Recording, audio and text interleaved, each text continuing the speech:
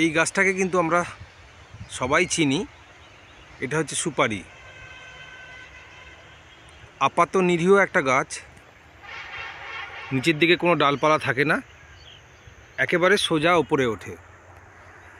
তো উত্তরবঙ্গে বিশেষ করে যেখানে আর্দ্রতার ভাব বেশি, বৃষ্টিপাত বেশি হয়, সেই সমস্ত জায়গাতে যাদের বাড়িতে 1 কাঠা 2 কাঠা জায়গা আছে বা বাড়ি ঢুকতে গেলে হয়তো 300 মিটার রাস্তা আছে, সেই রাস্তার দুপাশে এর জন্য কিন্তু আলাদা কোনো জায়গা লাগছে না। রাস্তার দুপাশেতে আপনারা এরকম সুপারি গাছ লাগিয়ে দিতে পারেন এবং প্রতিটা গাছ থেকে বছরে 1 থেকে 1,500 টাকা ইনকাম করাটা এমন কিছু ব্যাপার হবে না। গ্রামের দিকে যে সমস্ত বাড়িতে একটু জায়গা আছে, এমনকি রাস্তার ধারেতেও আপনারা লাগাতে পারেন। 1000 খানেক সুপারি গাছ বাড়ি পিছু আপনারা যদি লাগান, বছরেতে 1 লাখ টাকা ইনকাম করাটা এমন কিছু ব্যাপার হবে না।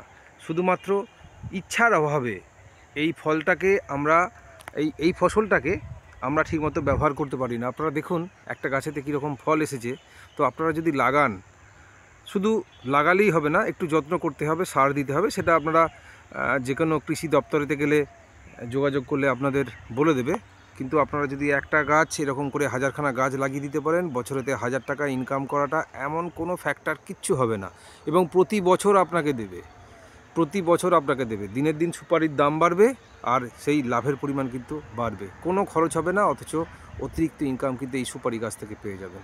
ভাবনা চিন্তা করে দেখতে পারেন।